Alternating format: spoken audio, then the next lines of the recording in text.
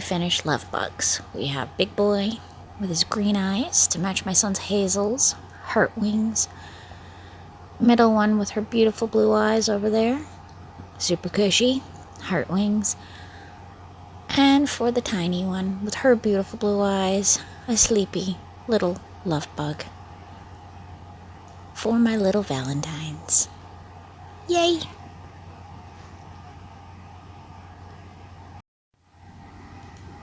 Welcome back to All the Crackers in the Box. Hi, it's me, your friend Corey, doing a fancy little voiceover with a video that I started putting together last week. So I am working with my beautiful Loops and Threads red. It's a bit of a different red. I say this red has a little more of a yellow tinge to it to give it more of a glow. And we're just getting the outside of the tapestry pattern here of the Red Dead Redemption 2 tapestry I'm working on for my husband's birthday. Well, belated birthday at this point, but that's okay. He's pretty okay with it. He figures this is going to be the best gaming pillow ever, and it will be nice on his back when he's relaxing and playing his game that he loves so much. So, A-okay, no problemo. So I'm looking at something one of the kids is showing me right now, so just admire my beautiful yarn and the textures. I know, it's a lot. It's a lot. Some days I can film while the kids are beside me making tons of noise, and other times I'm able to do it no problem. Today was one of those, this video was done during one of the days where there was just so much going on, kids needed me, all that kind of stuff, so I just kind of put the raw footage to the side and waited till I had a quiet moment. I stopped wearing my ring for this project. I found it's really, like when you have one stitch of one color, you don't end up using the ring, and I just ended up finding it to be a little more trouble than it was worth. So for the black rows or the rows that are just one color straight through or only one or two little color changes, not a problem, but when you have this many color changes in a row, it's not worth my time. And there were, like, see right there, I don't even have the yarn through the ring. It's just wrapped around my finger, so it just completely missed the ring, and I just kind of went with it. I only had so many to do with that color. This particular yellow, I ran out of, so I put in a bit of a close shade, but not the same, so it does have multicolors in this particular project, and actually in daylight, where you get the best view of different colors, not even noticeable. Doesn't even register because of all the different reds that I used in the background to incorporate. And I'm thinking about doing another one, but I don't think I'm going to have enough of certain colors, so I might just make the sky slightly different, like maybe the smaller balls of red I have, use more of those and the darker red, and save the brighter red for a little bit further. Maybe we see the deer at a slightly different moment of the sunset. That's the way I'm going to play it out in my head. They're not going to be touching as in side by side, so you won't even really notice the color difference because they're on opposite sides of the pillow is what I'm going to be doing. But that's going to be another tapestry, and it should go easier. This is my first actual tapestry. I've done graph stuff with Corner to Corner, which is absolutely so much fun. I love Corner to Corner. And the tapestry is growing on me. I found it really, really difficult to start, which is like most of the things I try to do. Starts off really difficult, but then, you know, it starts to make sense and become a little bit less difficult, which is great. Like, I'm looking at my pattern right now. Did I get enough? Do I need more? Do I need one more? Two more? It is a lot of counting. I'm using my 4.0 millimeter green hook. Hard to see in this light, but it is a beautiful, beautiful dark green. Love that one. It feels so good in my hand to use. I have not been getting any fatigue from him, and it feels really comfortable. So yeah, we're going to do a color change here. So I like to take out the last pull through and change my color there. I find it's neater, and the color that you're trying to change from isn't anywhere near your new part. So that just ends up working out better. I saw it on another video ages ago, and it's just a tip that's stuck in my head, and it really does work. I am quite pleased with that. So we're getting through all the black here. And that would be our rider's body. And then we're going to get a little bit more, I think, brown in the middle. And then we go on to the horse. The horse is just being started. And that's the rider's, I'm going to say, weapon of choice for hunting. If, you know, a loud boomy stick. As they say in Army of Darkness, my boomstick. That's his boomstick there. So that is kind of part of the character. They usually have a boomstick. Ah, yes, one of my lovely tangles. I really did not prepare for this.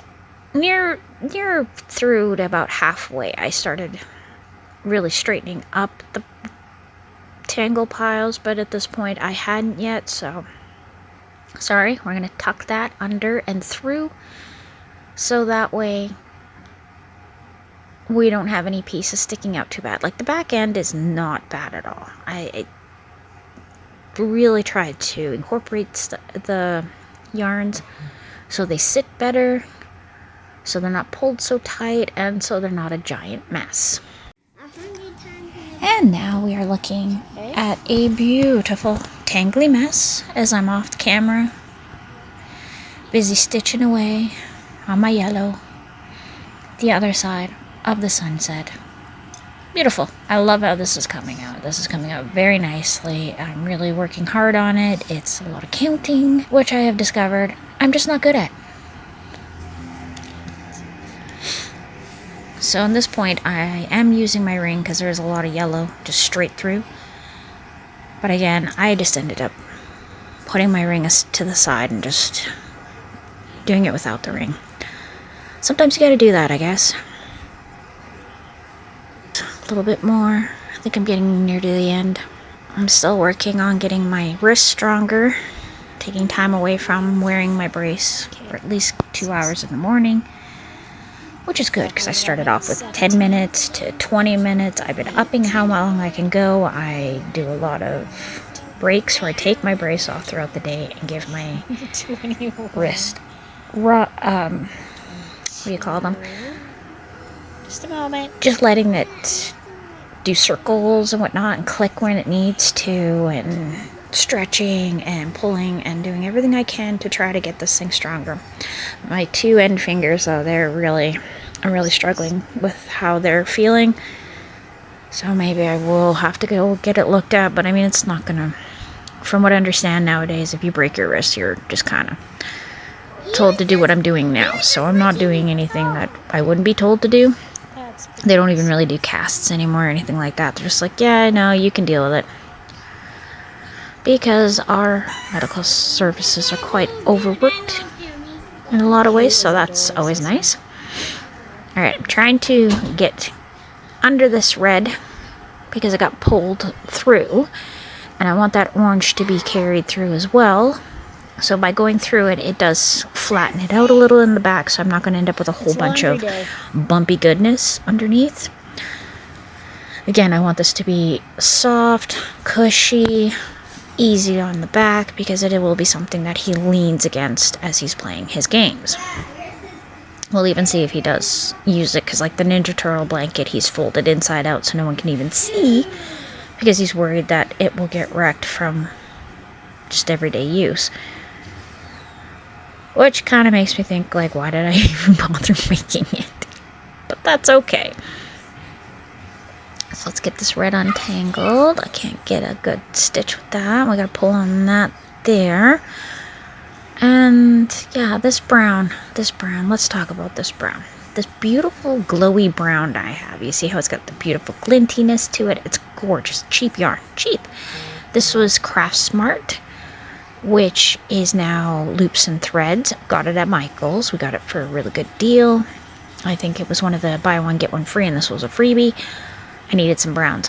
Anyway, I am finding that this yarn in particular is one of the reasons why this tangle is so bad. It's felting from the other yarns pulling past it, and it's felting to those yarns. That's what all the shrapnel that you're seeing, like little bits of this and that sticking to it, it really felts to it, to other yarns around it, which is great, but at the same time, wow, that's quite unique.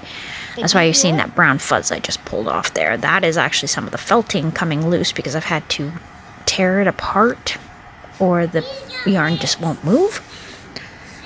Very interesting. Good to know, though. Beast Boy. Craft Smart. Good for felting. I think this orange, which might be a red heart, might be okay for felting too. But it's hard to say.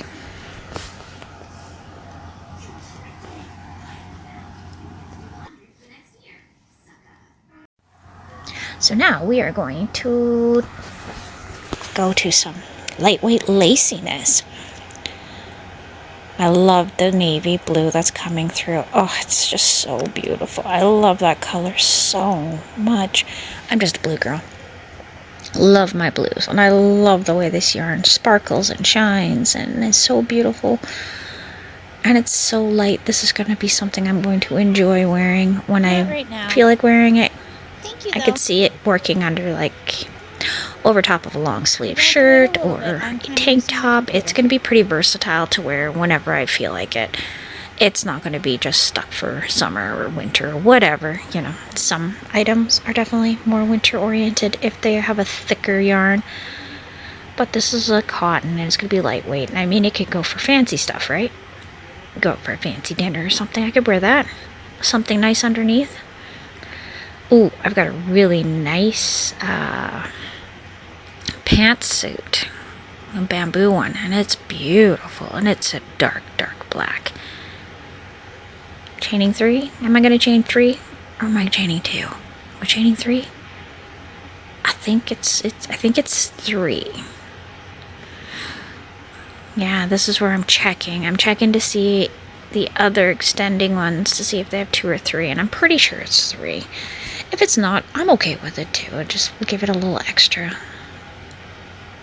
tie-in, so then when I do add in the other parts and whatnot, I get a little more strength, a little more flowiness, because this thing is going to be absolutely flowy. I may have to take a thicker one and outline it with a trim all the way up and down to get what I want and where I want to attach it to each other.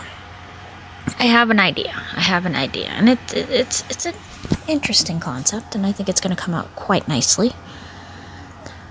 But the colors, for me, it's the colors. These are colors that I absolutely wear, I absolutely love, and I want to incorporate them a lot more into my wardrobe. Like, I have a few things, but not enough. And not in pieces that fit me the way I want to fit me. I'm at a point where I'm not really crazy about the way pre-made clothes fit. I want something that fits my body, the way my body is, because I just like pants. I can never find pants that fit properly, and I know I'm not the only person. If they fit my waist, they're going to be way too long. If they fit my legs, they're not going to fit up top. It's just a whole thing, and it is just tiring. If I want a dress that's like a maxi dress that's going to fit me around, apparently I got to be almost 7 feet tall. So I end up having to put seams and all that kind of stuff where I am making my clothes fit me better, and it's just, I don't want to. So, in this case, I am definitely going to make myself something. I find that I wear my crochet shirts more than anything.